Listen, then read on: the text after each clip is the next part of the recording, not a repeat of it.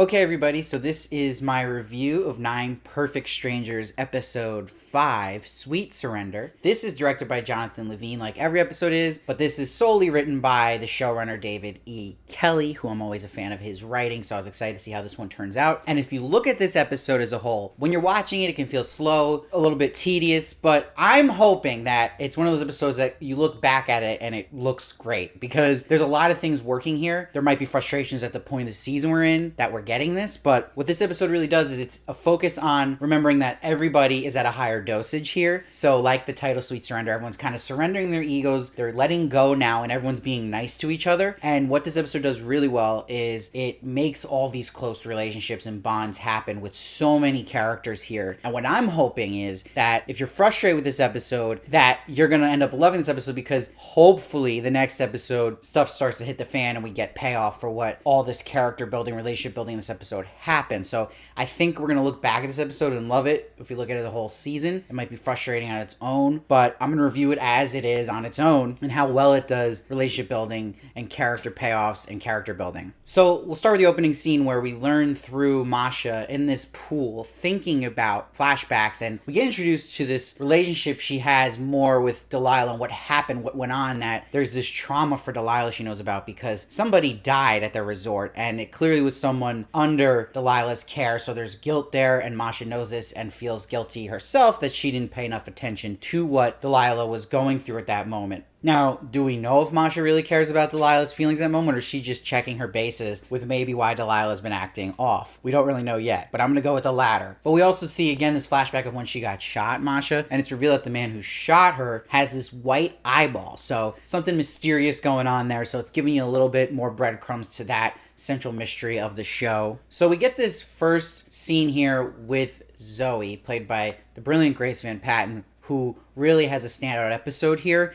and I hope this show finally gives her due. She's been an up-and-coming actress for a while now who's very talented, and I think this will give the exposure she needs for her career to kind of set off. But we see that she's hallucinating her dead brother, Zach. This confirms, seeing who Zach is, that this is the same person that her father, Napoleon, has envisioned in his flashbacks, that yes, that is his son who's sitting at the tree. So that's interesting. But he's saying, it's first happy birthday, but he's like, but it's not your fault. So it's addressing the guilt that Zoe feels about her brother's death, and it confirms that she was lying to Lars and that they were absolutely close, because he's like, why aren't you telling people we were close? So there's a really good line here where she's like, I'm so lonely, didn't know what it felt like to be lonely because I always had you. I thought this was really actually effective and powerful and worked and kind of made us get closer to Zoe. And sticking on that family, I actually did like this scene a lot. Again, Michael Shannon's just crushing it, so seeing him just perform his tail off is also a treat, and him singing Grease and dancing was great. But what's important about that is that it's cutting between these cocktails and smoothies being made that are really on high drugs, and like I said, upping the dosage, and it's cutting between that because it's showing you the strange behavior that's happening. Now we get this interesting scene that I also thought was very effective, where everyone's the next morning at breakfast and they're talking about vivid dreams they're having, while also Francis comes in, really heavy tripping here. But this dream that Lars talks about that he had about having a child and Tony being the one who was close to him in that situation sets up really two good payoffs for Lars's character and Tony's character, which we'll get to. But what I really like how they shot this scene was just moving you into Francis's deep tripping without showing you her actually pass out first. So it did that trickery. You knew at the point where this guy, Paul, that she's had all these problems with, that when he was being hostile towards her work, okay, then you knew this was some kind of hallucination she was having. But it's confirming the self-hate she has towards herself, more of believing she's a hack and a phony, and also it kind of speaking to herself that she believes maybe Paul left her part of this, that he thought she was a hack and talentless. But that also will get its payoff with her relationship with Tony, which we're going to get to. And it was an important moment, just even Napoleon talking about the song he was singing, that Beatles song something, and that this would trigger Carmel, and she stabs a fork at the table. So even all their happiness and all these drugs, you get these side effects of like crazy rage and Carmel. This is the first trigger again about her ex relationship, and that was the wedding song, and that will come through also later on with her scene with Lars, which we're going to get to as well. But when I'm talking about the presentation of the scene, I like that when we get back and the reveal that Francis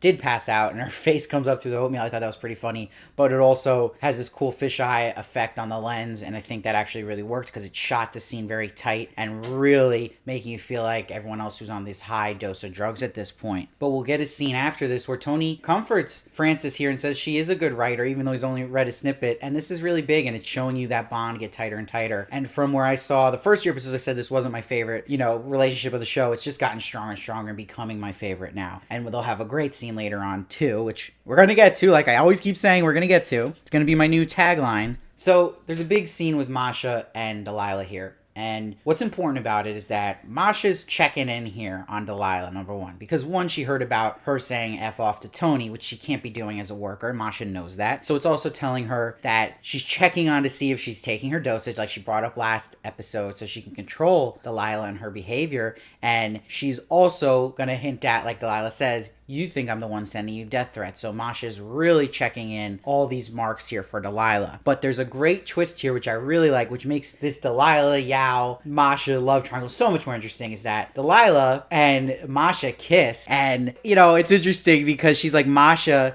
Yao can never know. And she's like, he'll never know. So this really turns this all on its head here, which I like. And it will add a complication that's necessary because it's going to take away any doubters who are like, well, why wouldn't, Delilah, the voice of reason through the show, just take down Masha and this whole thing going on? It's because it's complicated because she has clearly feelings for Masha. So I like that. It adds more to this story and justification for why Delilah is acting the way she is. And great setups again. We talked about how Zoe felt lonely. Now this scene with her and Lars, their best scene together, where Lars opens up about how he had that dream because he thinks this world is a tough place for a kid. That's why he didn't want to have a kid, and that's why he's thinking about that, where his lover did want a kid, and she gets out of him how it was tough his childhood, and that's why he'd have that view, and that he was bullied because he was gay, that his dad wasn't accepting of him, and that he feels like his dad left his mom because he was gay. So it's really good acting by Luke Evans here, but it gets that payoff with Zoe where she's opening up to him about seeing her brother, not telling her parents about this. He said he should, but he's like, you shouldn't be alone with this. She said, I'm not alone, which was a great scene between these two. A nice moment, and again, pays off to her loneliness she talked about, and she feels that bond with Lars, this stranger. Now, when Napoleon is convincing Heather to jump, I thought maybe this scene wasn't totally necessary, that it doesn't really advance the relationships of Napoleon and Heather. We kind of already seen they've been bonding now, and it didn't really advance the plot much. But what it did add was an interesting point of view shot from when they jump off the cliff.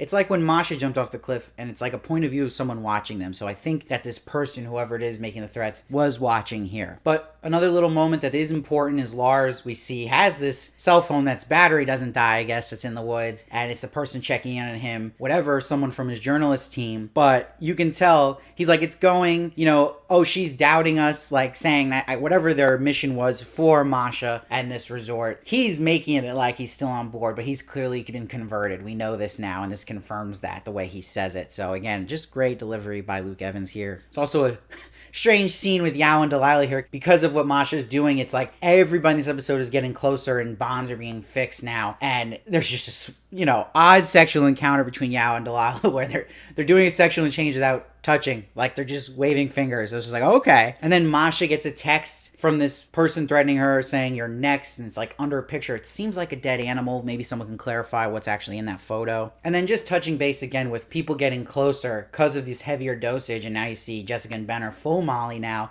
just like Yao said that the Molly was going to bring relationships closer, and you see Jessica's getting what she wanted this whole time, that Ben's being attentive to her, Ben's being emotionally available to her, and he's loving to her and bringing up when they first fell in love. This is like all she ever wanted. So that's why I'm saying I hope we get payoff for all this, because it feels like this is just the episode making it seem like, wow, Masha's plan does work. Everyone's happy on all these drugs and look what it's doing. But I feel like we're going to get the consequence of all this next episode. So I hope it goes that way. So we feel like we sat through all this and it was worth it. Now, again, my favorite scene in this episode, like last week, is another Tony and Frances scene. There is something about the chemistry between Melissa McCarthy and Bobby Cannavale that is impeccable. And what I mean by that is also that they bring the best out in each other. It's kind of magic on screen with them. And that just happens by chance too. Like, you can never just plan that. And they got lightning in a bottle with these two together. So the more with them together on camera, the better. And man, like, I thought this was so powerful and heavy because he's like, he wasn't there when either of his kids were born, Tony. So it's going back to why he was triggered by Lars's dream. And one reason was because of football, he said, and the other was because of drugs, is why he didn't see his kids. And Tony tells Frances she's a good person. And, you know, the best line and heartbreaking line and dark was when he says, I'm not sure I want any of this bad enough, Frances. I'm not going to make it. Maybe to the end of the week, end of the year. This scares Frances. It's heart-wrenching. And we feel as Frances in this scene about Tony. So again, what I was talking about last week is like, it's not just characters that make shows great. It's relationships. And this relationship is just crushing. You feel so close to these two now and what's happening with Tony. And again, it feels like we're in the kind of the seat of Frances, and it's hard to watch, but it's really getting emotional payoff here for sure. And like I'm saying that, if we're going Emmys here, Bobby Cannavale and Michael Shannon, clearly front runners, but that other third person that's also a front runner is clearly Regina Hall with this like amazing performance she's doing dramatically. Again, I just know her mostly from scary movie films, but this is blowing me away, and this really shows, I think, her Emmy submission scene should be when she sees Lars here. She's getting jealous. She's talking to herself after getting triggered by seeing Jessica and Ben having this Molly hot tub sex, and Lars shows his good side. Again, great acting by Luke Evans as well, but just seeing Carmel here just freaking out, it felt so real by Regina Hall. Like, I was so impressed by this, like fully immersed in this character. And he's saying how, you know, meet someone new, you know, you're a vibrant woman. So it's coming full circle because, again, remember, Carmel lunged at Lars not too long ago. So I really like this, and just her facing her not over her ex-husband. But again, you're just remembering, you're like, wow, Lars, who's the biggest jerk of them all, is like the nicest this episode. But you wonder, like, is it just because of this extra high dosage that everyone's so kind? So it's interesting, and it makes you question just like how far can we go with drugs, and what's Masha's end game here, and is it right, is it wrong? It's fascinating stuff, to be honest. But this last scene, we see Zoe gets her speech about her brother here, but saying that everyone here feels like family. So it's coming all around where they're all fighting in the beginning, and it's just making you think about them all on drugs. Is that the only reason, or do they really bond? And, you know, she's getting her due finally, Graceman Patton, in this monologue. She just does amazing here. And this whole cast, honestly, I could just praise everybody. It's an all-star cast, you know? And she's saying, though, people are treating like a person here that she likes, not a victim, not a patient. And what is interesting is that Masha sees Zoe see her brother again, hallucination here, and she says in Russian to her, "You're the key." So again, Zoe doesn't know what the hell she's saying. It's in Russian, and we're wondering what Masha means by that. So that's going to be interesting. It's a nice little cliffhanger in itself. But we see Napoleon start singing. Again, I just have this feeling, and I'm scared that every time something like this happens, that Napoleon's just going to collapse or something, because I feel like we've kind of wrapped his story. So I'm worried because he's such a great character. But he survives, and we see all the close pairs in this episode dancing, so it's a nice little mini bow in this episode. So for me, it's a solid episode. I think it's one, again, you should watch twice to really appreciate it. It's slow, character focused. So again, as its own, I'm giving it a strong score. I'd give it an 8.8, but it could be something I get mad at and it would bring the score down if it doesn't pay off next episode. Like, because it focused solely on that goal of relationship building and character building, but not moving the plot really that much forward at all, and not making enough interest in the plot, I hope that the next episode, like last week's, is plot heavy and we get payoff, and that something's going to give here, that there's going to be consequences to our character and everyone's just happy, which I imagine will be. But as of right now, I really like this episode, so I just hope we get a payoff for it. That's with like an asterisk, basically. So let me know what you guys thought of it down below. I'd love to hear your thoughts. I read every comment. I try to respond as many as I can. Again, please just subscribe. It helps me in so many ways you have no idea. I appreciate all of you, and if you really love what I do here, you can become a member, support me, and you'll get perks like live streams, badges, and yeah, it would just, you know, help me do my dream one day of doing this full time and be able to make more reviews for you guys and interviews. So I appreciate all of you, and please follow me at Steve Varley Show on Twitter, Instagram, and TikTok now for more of me, and I'll see you next time.